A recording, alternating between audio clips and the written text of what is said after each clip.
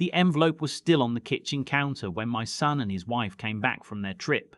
They never opened it. They couldn't get past the front door. I had changed the locks 2 days before. Let me back up. My name is Clifford. I'm 63 years old. I spent 31 years as a pipefitter for a commercial contractor in Columbus, Ohio. I have 2 bad knees, 1 hearing aid in my right ear, and a scar on my left forearm from a job site accident in 1998 that my wife Lorraine used to trace with her finger when we watched TV in the evenings. She said it looked like the state of Florida. I told her Florida was shaped more like a boot. We had that argument maybe 100 times over the years and never settled it. Lorraine passed 4 years ago. Ovarian cancer. 9 months from diagnosis to the end. And I was there for every one of those months, every appointment, every bad night. We had 34 years together. She was the kind of woman who remembered everyone's birthday and made extra portions whenever she cooked, just in case someone stopped by. When she died, the house got very quiet in a way I still haven't gotten used to. The house. I need to tell you about the house. We bought it in 1993, Lorraine and me. A brick colonial on Dearborn Street with a detached garage and a backyard big enough for a vegetable garden. We paid $114,000 for it and thought we were stretching. Over the years, we put in a new roof, refinished the hardwood floors, added a deck off the back. Last year, the Zillow estimate sat at $480,000. The neighborhood had changed. Young families moving in. Coffee shops opening up 3 blocks away.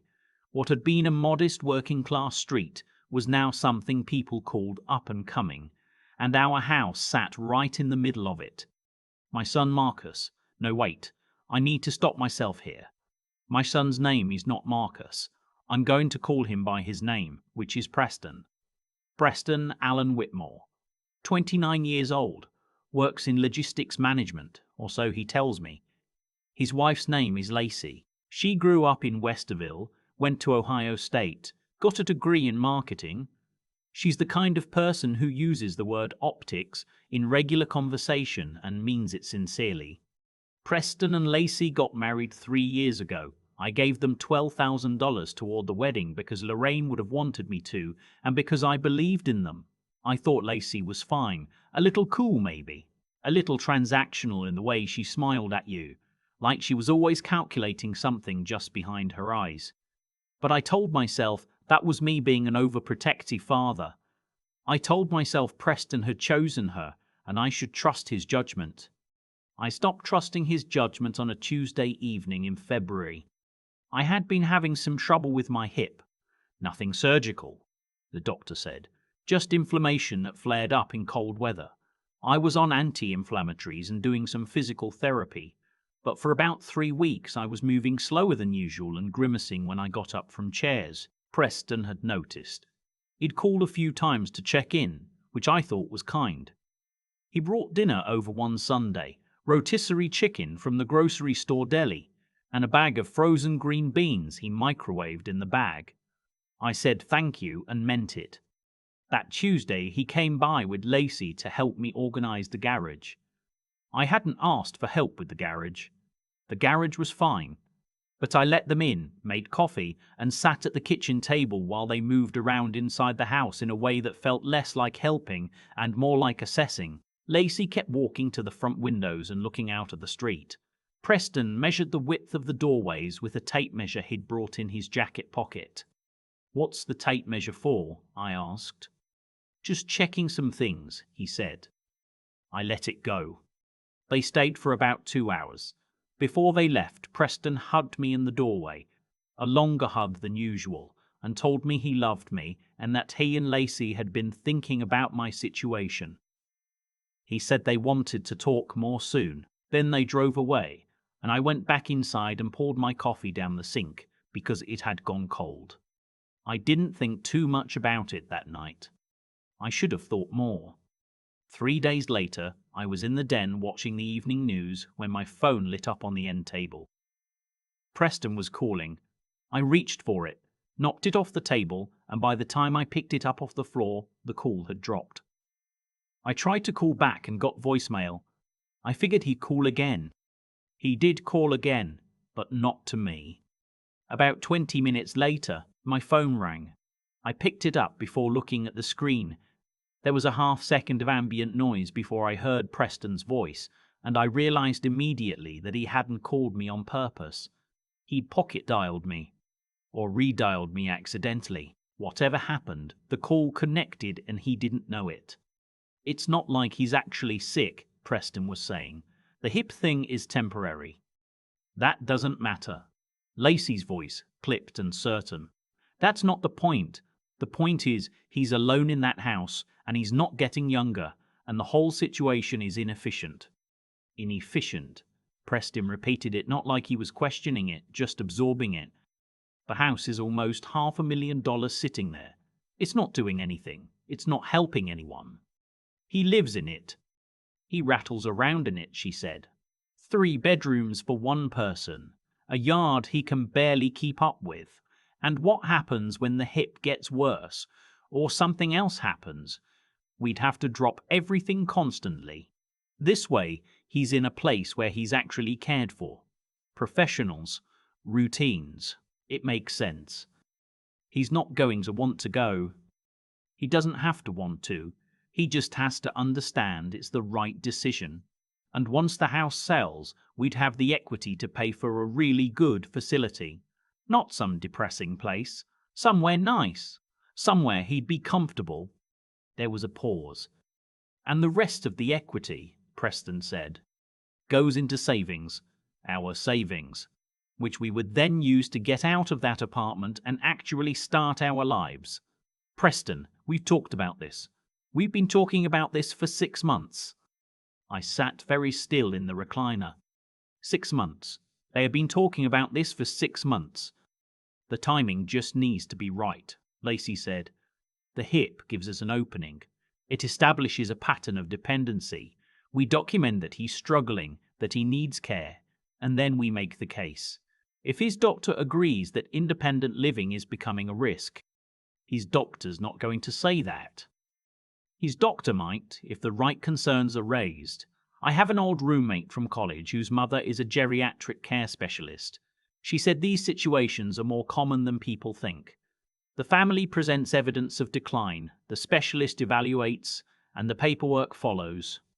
Preston didn't say anything. He'll be fine, Lacey said, softer now, more conciliatory. I promise. It's not cruel. It's practical. And honestly, Press, it's what your mum would have wanted, for him to be taken care of. That last sentence. She used Lorraine's name without even saying it, just invoked her like a tool, and I felt something in my chest go cold and hard and very, very still. I pressed the red button to end the call. I sat in the recliner for a long time after that. The news was still on. Someone was talking about road construction on I-70. I watched the weather segment without seeing it. When I finally got up, I went to the kitchen and ran the tap until the water was cold and drank a full glass standing at the sink, looking out at the backyard. There was a bird feeder out there that Lorraine had put up in 2011. I kept it filled because she'd wanted me to. I looked at that bird feeder for a long time. Then I went to my desk in the den, found a legal pad, and started making a list. I want to be clear about something. I did not act out of anger. Or rather, I acted in anger, but I let the anger settle before I made any moves. I waited 2 weeks. I went to my physical therapy appointments and did my exercises and let my hip improve, which it did, steadily. I took Preston's calls. I had dinner with him and Lacey the following Saturday and watched her watch me while I moved around the kitchen, cataloguing my stiffness, filing it away. I smiled at her. I complimented her on the wine she brought, which was a $12 Malbec she'd probably grabbed at the gas station. During those 2 weeks, I did 3 things. First, I called my attorney. His name is George Paulson, and he's been handling my family's legal matters since I bought the house in '93. I told George what I'd heard and what I wanted to do. He listened without interrupting, which is one of the things I've always appreciated about George. When I finished, He was quiet for a moment and then he said, "Cliff, I can have paperwork drafted by end of week." Second, I called my neighbor Arlene, who has been my friend for 22 years and who watched our dog when we went on vacation and who brought me a casserole every week for the first 3 months after Lorraine died. I told Arlene what was happening. She said several things I won't repeat here, and then she said, "Whatever you need, tell me what you need." What I needed was for Arlene to keep an eye on things while I was gone.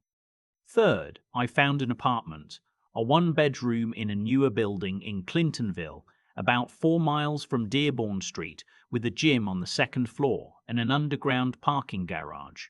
The monthly rent was $1,240. I put down the deposit in cash. The paperwork George drew up was a revocable living trust. The house was transferred into the trust, with me as the trustee and beneficiary during my lifetime. I designated my college friend Dennis, who lives in Dayton and has no connection to Preston or Lacey, as the successor trustee. The trust documents specified that the property was not to be sold or otherwise disposed of without my written authorization while I was living, and that, upon my death, the house would go to the Pelotonia Fund, which is a cancer research organization here in Ohio that Lorraine had donated to every year. Preston's name appeared nowhere in the documents. George also helped me update my will and revoke the existing power of attorney that had listed Preston as my agent. I'd set that up 2 years ago when Lorraine had just passed and I wasn't thinking straight. I replaced it with Dennis. Then I packed. I didn't pack everything. I packed what mattered: Lorraine's photographs, her jewelry, the quilt her mother had made, the box of letters we'd written to each other when I was doing a long job in Pittsburgh back in 1989. I packed my own things: clothes, tools, the fishing gear. I packed the legal pans from my desk drawer. I left the furniture. I left the dishes. I left the bird feeder in the yard. On the last morning, I walked through every room of that house the way you do when you know you're leaving. The bedroom where we'd slept for 30 years. The bathroom where Lorraine had lined up her hand lotions along the windowsill. Preston's old room, which still had a dent in the drywall from the time he'd thrown a baseball inside when he was 11 and thought I didn't know. I stood in each room for a minute and then I left. I locked the front door and I put the new keys in my pocket. The locksmith had been by 2 days before, and I walked to my truck and I drove to Clintonville. Before I left, I placed an envelope on the kitchen counter. Inside the envelope was a letter. The letter was 2 paragraphs long. The first paragraph explained that the locks had been changed and that Preston was no longer listed as authorized to access the property. The second paragraph explained the trust briefly and included George's phone number in case Preston had questions. I did not write anything mean. I did not explain how I knew what I knew. I did not invoke his mother. I just laid out the facts and left the number. Preston called me 11 times the day he and Lacey got back from their conference in Denver. I know it was 11 times because I counted sitting in my new apartment with a cup of coffee and the afternoon light coming in through the west window. I didn't answer. He left 3 voicemails. The first one was confused. The second one was frustrated. The third one, he was crying. In the third message, he said he was sorry. He said he didn't know I'd found out. He said Lacey had been the one pushing it and that he'd had doubts all along. He said, and I'm going to quote this exactly because I wrote it down, "Dad, I know what I did was wrong. I don't have an excuse for it. I just want to know you're okay." I listened to that voicemail 4 times. Then I set the phone down on the counter and went to the window and looked out at Clintonville, at the coffee shop across the street and the young couple walking a dog and the October light going gold on the leaves in the gutter. I thought about Lorraine. I thought about what she would say. She was not a vengeful person. She would not have liked what Preston and Lacey had planned, but she also would not have wanted me to close every door forever. Lorraine believed in leaving room for people to become better than they had been. I picked up the phone and called Preston back. He answered on the first ring. I told him I was fine. I told him I was in a new apartment and that I liked it. I told him the house was in a trust and that he had no claim to it and never would.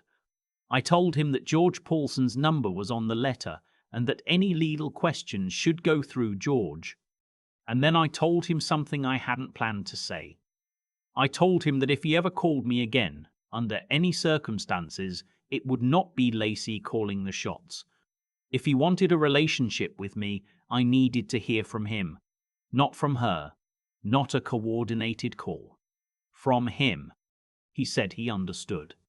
I don't know what happens next. I don't know if Preston will find the courage to actually show up without Lacey directing the script. I don't know if Lacey will push him to lawyer up and challenge the trust. George says the documents are airtight, but people do foolish things when they're angry. I don't know if the house will eventually go to cancer research or if I'll change my mind about something somewhere down the line. I'm 63. There's a lot of road still ahead. What I know is this. I wake up in the morning in a place that is mine, that no one can take from me, that I chose for myself. I make my coffee and I sit by the west window and I watch the street. The gym downstairs has a recumbent bike that's been good for my hip. There's a hardware store 2 blocks away where I've already started getting to know the guys at the counter. Last week I drove back to Dearborn Street, not to the house, just down the street, slowly, the way you do. The bird feeder was still in the backyard. I could see it from the car. I'd left a bag of sunflower seeds in the garage before I went. Arlene has a key to the garage. I asked her to keep it filled. She said she would. She said Lorraine would have appreciated that. I said I knew. I keep thinking about that bird feeder. Not the house, not the trust documents, not the 11 missed calls, the bird feeder. Lorraine put it up in 2011 and I kept it filled for 4 years after she was gone. Not because I particularly cared about birds, but because some habits are how you keep loving someone after they're no longer there to see it. That's the thing about a life built with integrity. It leaves marks that outlast the person who made them. And when everything else fell apart last February, it was that bird feeder that told me exactly who I still was and what I still owed myself. Preston and Lacey weren't evil people. I want to say that plainly because I've had months now to sit with it. They were people who let greed do their thinking for them, who chose the path of least resistance and dressed it up as concern. Lacey especially. She had talked herself into believing that what she was doing was practical, even kind. That's the most dangerous kind of wrong. Not the kind that knows it's wrong and does it anyway, but the kind that has convinced itself it's reasonable. I've seen that kind of thinking hollow people out from the inside, slowly, until there's nothing left but the calculation. What I did in those 2 weeks between hearing that phone call and changing the locks, that took something. Not rage. Rage would have been easy. Rage would have had me calling Preston the next morning and saying things I couldn't take back. What it took was the harder thing, sitting still, thinking clearly, and choosing the move that actually protected me rather than the one that would have felt good for about 45 minutes. I had to trust that my own mind, my own history, my own 31 years of showing up and doing the work, that all of that was worth defending, not with noise, with paperwork. George Paulson had the documents ready in 4 days. 4 days. Because I'd spent 30 years building a life that gave me options, that gave me people I could call who would pick up, who would help without asking what was in it for them. Dennis in Dayton, Arlene next door. These weren't accidents. You build that kind of network the same way you build anything that lasts. Slowly, honestly, by being the kind of person others trust when it matters. Preston and Lacey were counting on me being weak. They forgot that they had watched me be strong for 6 decades and just assumed age had changed the math. It hadn't. I'm not going to stand here and tell you the ending was tidy. Preston left that 3rd voicemail and I heard the crack in his voice and I felt it. Because he's still my son and I am still his father, and that doesn't dissolve because he made a terrible choice. What I will tell you is that I answered his call. I set the terms. I told him that if he wanted a relationship with me, it would be a real one, Not managed, not staged, not filtered through Lacey's sense of optics. That took something from me too. A different kind of strength than the legal documents. The willingness to leave a door open without pretending the last year didn't happen. Some things you only learn by being tested. I learned that silence is not the same as surrender. I learned that the most powerful move available to me was not the one that hurt them the most. It was the one that protected me the best. And I learned that a man who has lived with honesty and worked with his hands and loved his wife without reservation has more resources than he realizes, even when the people he trusted most are trying to take them away. The bird feeder is still full. Arlene is seeing to it. That's enough for me.